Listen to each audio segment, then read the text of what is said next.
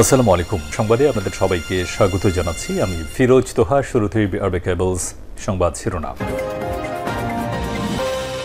জানিয়ে দেব এই মুহূর্তে হাতে পাওয়া সর্বশেষ গুরুত্বপূর্ণ আপডেট বাংলা সংবাদ। শুরুতেই থাকছে, দেশে এসে পদত্যাগের ঘোষণা দেন প্রধানমন্ত্রীকে আব্দুস সালাম।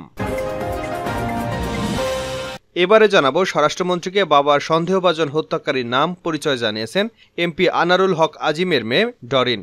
মামলার তদন্তে ডিবির প্রতি সন্তুষ্ট হলেও ডিবির এক কর্মকর্তার ব্যাপারে অভিযোগ করেছেন তিনি। জানাবো, প্রধানমন্ত্রী নরেন্দ্র মোদীর শপথ গ্রহণ অনুষ্ঠানে যোগদান শেষে দেশে ফিরেছেন প্রধানমন্ত্রী। তার দেশে ফেরার পরপরই সামাজিক যোগাযোগ মাধ্যমে একটি ভিডিও ছড়িয়ে পড়েছে। তাতে দেখা যাচ্ছে ভারতীয় কংগ্রেসের সংসদীয় দলীয় চেয়ারপারসন সোনিয়া গান্ধী প্রধানমন্ত্রী শেখ হাসিনাকে বুকে জড়িয়ে নিচ্ছেন। এদিকে কক্সবাজারের উখিয়ায় রোহিঙ্গা ক্যাম্পে আধিপত্য বিস্তারকে কেন্দ্র করে সন্ত্রাসীদের গুলিতে ৩ জন রোহিঙ্গা নিহত হয়েছেন। এ সময় আহত হয়েছে আরও ৩ জন। জানাবো, আওয়ামী লীগের ৭৫তম প্রতিষ্ঠা বার্ষিকীতে দেশের সব নিবন্ধিত রাজনৈতিক দলকে আমন্ত্রণ জানানো হবে বলে জানিয়েছেন দলটির সাধারণ সম্পাদক এবং সড়ক পরিবহন ও সেতুমন্ত্রী ওবায়দুল কাদের। তিনি বলেছেন, কে প্রতিপক্ষ সেটা বিবেচ্য বিষয় নয়। এবং সর্বশেষ জানাবো আন্তর্জাতিক সংবাদ, রাফায় হামাসের গুপ্ত হামলা, বিপুল সংখ্যক ইসরায়েলি সৈন্য নিহত। ফিলিস্তিনের প্রতিরোধ আন্দোলন হামাসের সশস্ত্র শাখা আল কাসাম ব্রিগেড দাবি করেছে তারা গুপ্ত হত্যা চালিয়ে বিপুল সংখ্যক ইসরায়েলি সৈন্য হত্যা করেছে। তবে ঠিক কতজন সৈন্য নিহত হয়েছে তা এখনও জানা যায়নি। আল কাসাম ব্রিগেড জানিয়েছে তারা একটি আবাসিক ভবনে ইসরায়েলি বাহিনীকে আক্রমণ করে এবং পুরো ভবনটি উড়িয়ে দিতে সক্ষম হয়েছে। এতক্ষণ শিরোনাম শুনছিলেন, এবার বিস্তারিত। প্রিয় দর্শক, আপনি যদি এই চ্যানেলে নতুন হয়ে থাকেন, ভিডিওটি দেখতে দেখতে চ্যানেলটি সাবস্ক্রাইব করে আমাদের সঙ্গেই থাকুন। আর এই ভিডিও সম্পর্কে আপনি আপনার মূল্যবান মতামতটি কমেন্ট বক্সে জানিয়ে দিন। আর হ্যাঁ প্রিয় দর্শক, জানিয়ে দিন ভিডিওটি কোথা থেকে দেখছেন। দেশে এসে পদত্যাগের ঘোষণা দেন প্রধানমন্ত্রীকে আব্দুস সালাম। বিএনপি চেয়ারপারসনের উপদেষ্টা ও ঢাকা মহানগর দক্ষিণের আহ্বায়ক আব্দুস সালাম বলেছেন, প্রস্তাবিত বাজেটে বেকারদের কর্মসংস্থানের কথা বলা নেই, নতুন শিল্প কলকারখানার কথা বলা নেই। আজকে শিক্ষিত বেকাররা বিদেশে চলে যাচ্ছে। কালো টাকা সাদা করার সুযোগ দিয়ে দুর্নীতিবাজদের আরও উৎসাহিত করা হয়েছে। আপনি প্রধানমন্ত্রী দেশে এসে পদত্যাগের ঘোষণা দেন, তত্ত্বাবধায়ক সরকারের অধীনে নির্বাচন দিন, তাহলেই দেশের সব সমস্যার সমাধান হবে। মুক্তি পাবে জনগণ, মুক্তি পাবে গণতন্ত্র, ফিরে পাবে মানুষের বাকস্বাধীনতা। সোমবার বিকেলে রাজধানীর নয়াপল্টনে বিএনপির কেন্দ্রীয় কার্যালয়ের সামনে দলের চেয়ারপারসন খালেদা জিয়া, ঢাকা মহানগর দক্ষিণ স্বেচ্ছাসেবক দলের সভাপতি জহিরুদ্দিন তুহিন সহ সব রাজবন্দীদের মুক্তির দাবিতে এক মানববন্ধন সমাবেশে প্রধান অতিথির বক্তব্যে তিনি এসব কথা বলেন। আব্দুস সালাম বলেন, এ সরকার সিন্ডিকেটের সরকার। সব কালোবাজারিদের সঙ্গে দুর্নীতিবাজদের সিন্ডিকেট করে এ সরকার ক্ষমতা এসেছে। আজকে বাংলাদেশ ব্যাংকে সাংবাদিকদের ঢুকতে দেওয়া হচ্ছে না। ব্যাংকের গভর্নর কি প্রধানমন্ত্রীর চেয়ে বেশি শক্তিশালী? আসলে প্রধানমন্ত্রীর নির্দেশে গভর্নর তার দায়িত্ব পালন করছেন। মজনু বলেন, এখনও বিএনপির হাজার হাজার নেতাকর্মীকে আটক রাখা হয়েছে। আজকে দুর্নীতিবাজ লুটেরারা ঘুরে ঘুরে দেশটাকে লুটেপুটে খাচ্ছে, আর গণতন্ত্রের মা বেগম খালেদা জিয়া কারাগারে বন্দী। আজকে যারা দেশের অর্থনীতিকে পঙ্গু করে দিয়েছে, হাজার হাজার কোটি টাকা লুটপাট করেছে, তাদেরকে গ্রেপ্তার করা হয় না, তাদেরকে জামায়াদরে বিদেশ পাঠানো হচ্ছে। স্বরাষ্ট্রমন্ত্রীকে বাবার সন্দেহভাজন হত্যাকারীর নাম জানালেন ডরিন। স্বরাষ্ট্রমন্ত্রীকে বাবার সন্দেহভাজন হত্যাকারীর নাম পরিচয় জানিয়েছেন এমপি আনোয়ারুল আজিম আনারের মেয়ে ডরিন। মামলার তদন্তে ডিবির প্রতি সন্তুষ্ট হলেও ডিবির এক কর্মকর্তার ব্যাপারে অভিযোগ করেছেন তিনি। জানা গেছে, ঝিনাইদহের এক আওয়ামী লীগ নেতাকে নিজের বাবার হত্যার বেনিফিশিয়ারি হিসেবে হত্যাকারীর সন্দেহ করে স্বরাষ্ট্রমন্ত্রীকে জানিয়েছেন আনারের মেয়ে ডরিন। স্বরাষ্ট্রমন্ত্রী বলেছেন, সে তার বাবার হত্যাকারীদের গ্রেপ্তারের দাবি জানাবে এবং এটাই স্বাভাবিক। সেই সন্দেহভাজনদের নাম বলেছে, আমরা তার বক্তব্যে গুরুত্ব দিয়ে শুনেছি।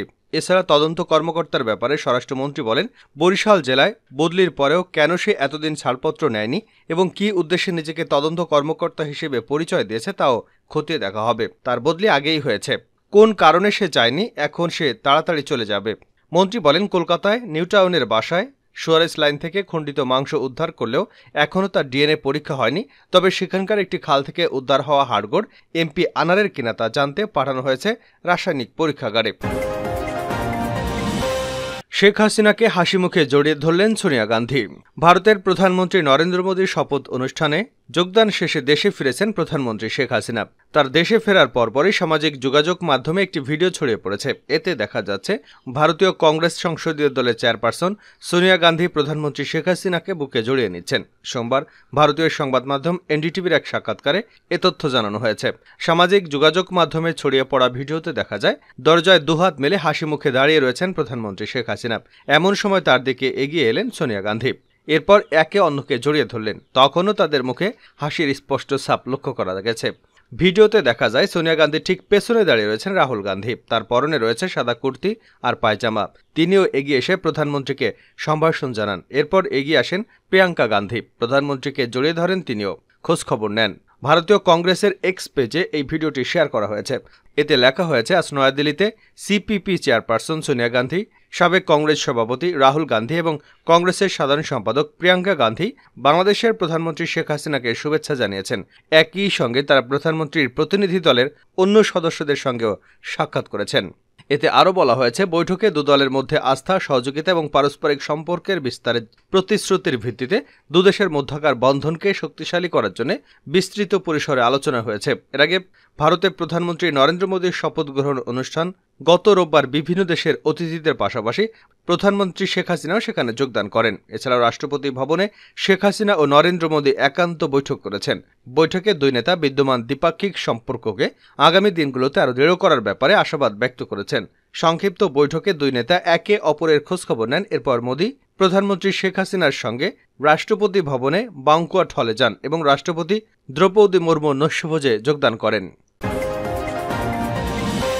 প্রতিষ্ঠা বার্ষিকীতে সব দলকে আমন্ত্রণ জানাবে আওয়ামী লীগ।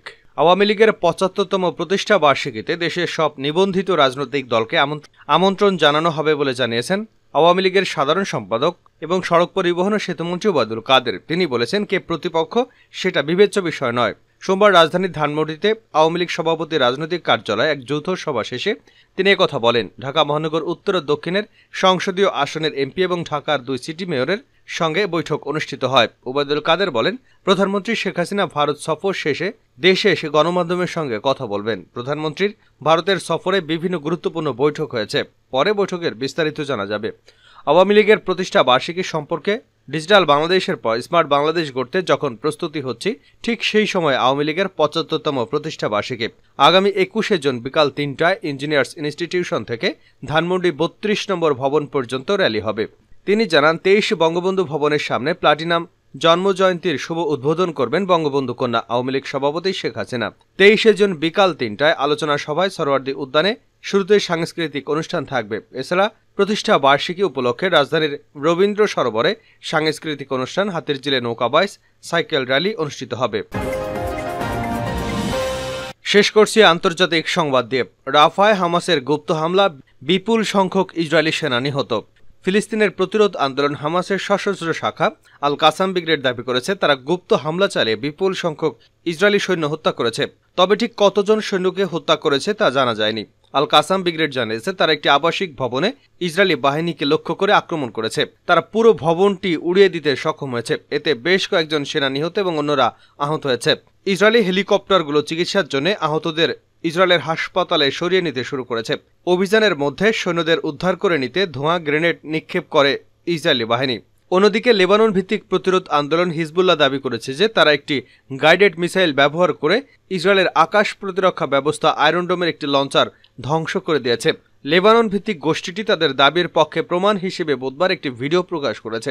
আর ইসরায়েলের গর্বের আয়রন ডোমের উপর এটা তাদের প্রথম এবং সফল আঘাত। ক্ষেপণাস্ত্রের অনবোর্ড ক্যামেরা থেকে ধারণ করা ৯০ সেকেন্ডের ক্লিপটি লেবাননের সীমান্তের কাছে উত্তর ইসরায়েল রামোট নাফতালিতে একটি সামরিক ঘাঁটিতে লক্ষ্য করে একটি আয়রন ডোম লঞ্চার উড়িয়ে দিতে দেখা গেছে।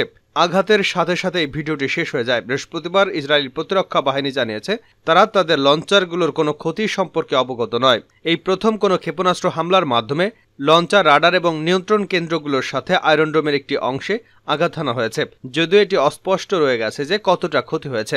যুক্তরাষ্ট্রভিত্তিক foundation for defense of democracies senior research বিশ্লেষক জো ট্রুজম্যান বলেছেন, এই প্রথম মনে হচ্ছে যে হিজবুল্লাহ একটি গাইডেড ক্ষেপণাস্ত্র দিয়ে আয়রন ডোম লঞ্চারে আঘাত করেছে। ফিলিস্তিনের গোষ্ঠীগুলো বছরের পর বছর ধরে এটি করার চেষ্টা করছে, কিন্তু আমি কখনো প্রমাণ দেখিনি যে তারা সফল হয়েছে।